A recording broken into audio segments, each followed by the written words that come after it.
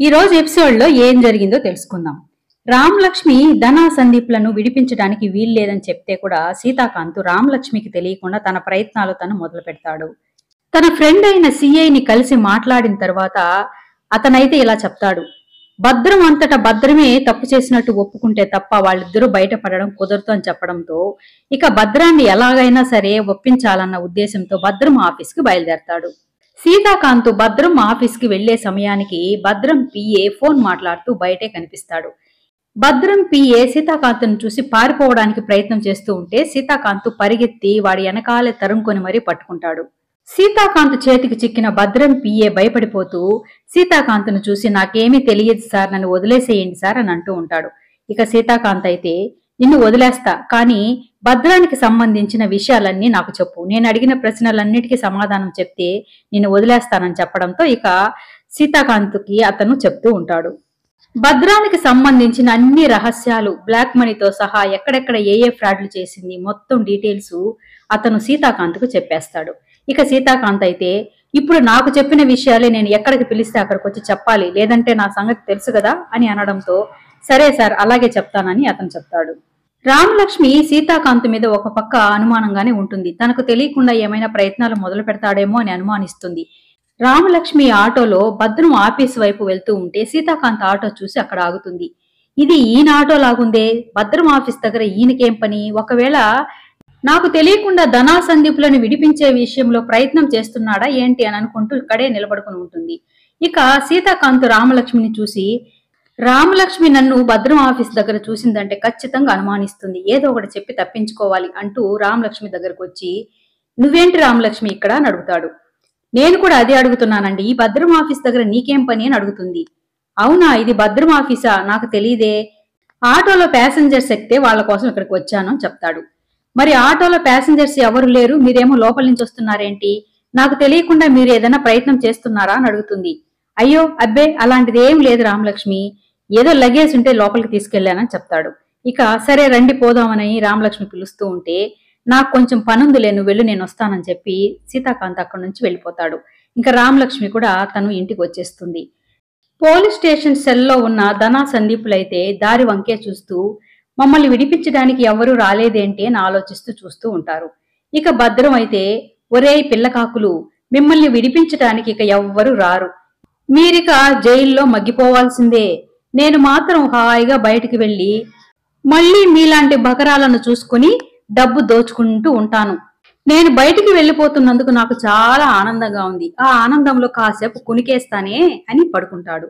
ధనా మాత్రం ఏంటి బావా మనం ఇంకా జైల్లో మగ్గిపోవాల్సిందేనా అని అంటూ ఉంటే సందీప్ మాత్రం అలా ఏం జరగదు, మా అమ్మ ఎలాగైనా మనల్ని బయటకు తీసుకొస్తుంది అని అంటూ ఉంటాడు. అంతలో శ్రీలత దగ్గర డబ్బులు తీసుకుని ధనా సందీపులను విడిపించటానికి అతను పోలీస్ స్టేషన్కి వస్తాడు. ఇక ధనా సందీపుల దగ్గరకు వచ్చి మీరేనా ధనా సందీపులు, మిమ్మల్ని విడిపించడానికే మీ అమ్మ నన్ను పంపించిందని చెప్తూ ఉంటాడు.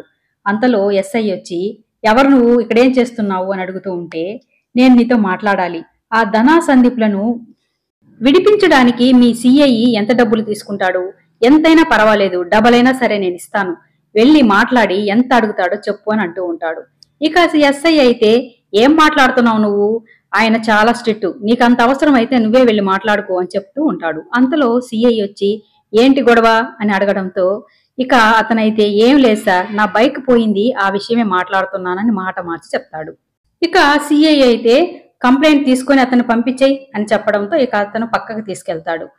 సీతాకాంత్ నేరుగా పోలీస్ స్టేషన్కి వచ్చి సిఐతో మాట్లాడుతూ ఉంటాడు. నేను భద్రాన్ని పర్సనల్ గా కలిసి మాట్లాడాలి అని చెప్పడంతో ఇక సిఐ అయితే భద్రంతో మాట్లాడే ఏర్పాటు చేస్తాడు. శ్రీలత మనిషి పోలీస్ స్టేషన్ లో సీతాకాంత్ను చూసి సీతాకాంత్ ఇక్కడికి ఎందుకు వచ్చాడో తెలుసుకోవాలి అని కావాలని సీతాకాంత్ వెళ్లిపోయేదాకా అక్కడే ఉండి గమనిస్తూ ఉంటాడు. సీతాకాంత్ భద్రంతో మాట్లాడుతూ ఉంటాడు.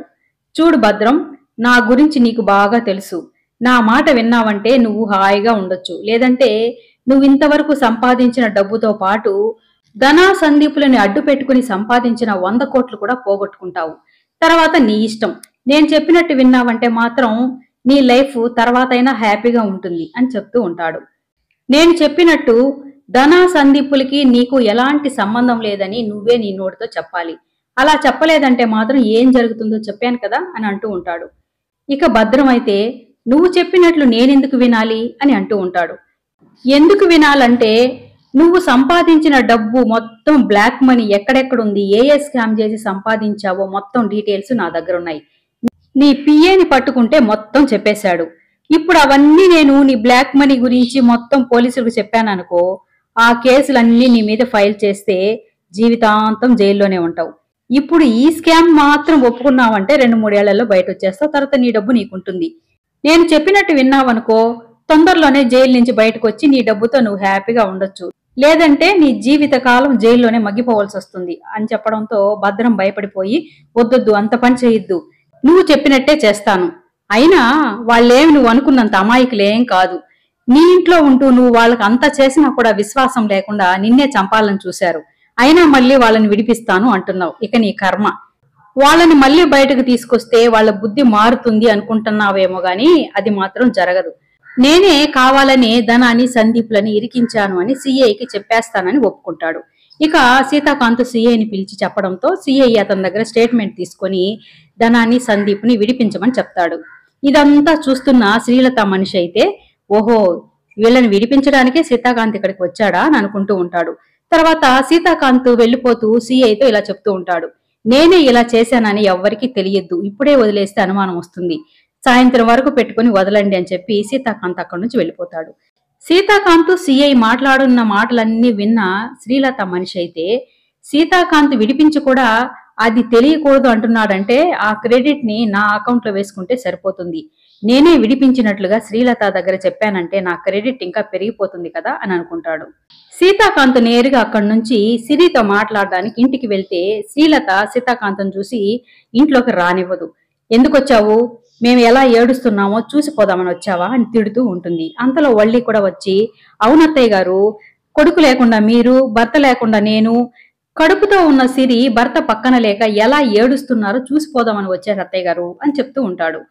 సిరి నీ దగ్గరకు వచ్చి తన భర్తని విడిపించమని ప్రాధేయపడ్డా కూడా కనికరించకుండా ఇద్దరు కలిపి తిట్టి పంపించారు కదా, ఇప్పుడు ఏ ముఖం పెట్టుకున్నా ఇంటికి వచ్చావు అని శ్రీలత తిడుతూ ఉంటుంది.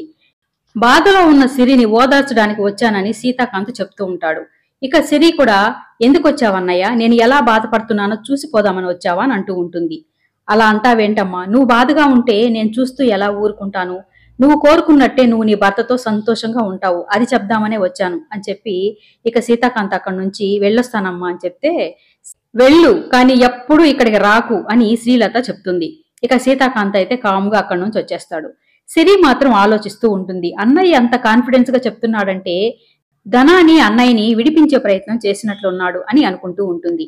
ఇక ధనాన్ని సందీప్ని విడిపించేయడంతో వాళ్ళిద్దరూ జైలు నుంచి బయటకు వస్తారు. వాళ్ళని చూడగానే శ్రీలత మనిషి అయితే, అమ్మయ్య బయటకు వచ్చేసారా, నేను చేసిన ప్రయత్నం ఫలించిందన్నమాట అని అంటూ ఉంటాడు. ఇక వాళ్ళిద్దరైతే, ఏంటి మమ్మల్ని విడిపించింది నువ్వా, మా అమ్మ అంత ప్రయత్నం చేసినా కూడా విడిపించను అని చెప్పారు, నువ్వెలా విడిపించగలిగావు అని వాళ్ళు అడుగుతూ ఉంటారు. ఇక అతనైతే, నాకు ఒక పని అప్పచెప్తే అది పూర్తి చేసేదాకా నాకు నిద్ర పట్టదు, అందుకే కదా మీ అమ్మ నాకు ఏ పనైనా అప్పచెప్పేది అని చెప్తూ ఉంటాడు.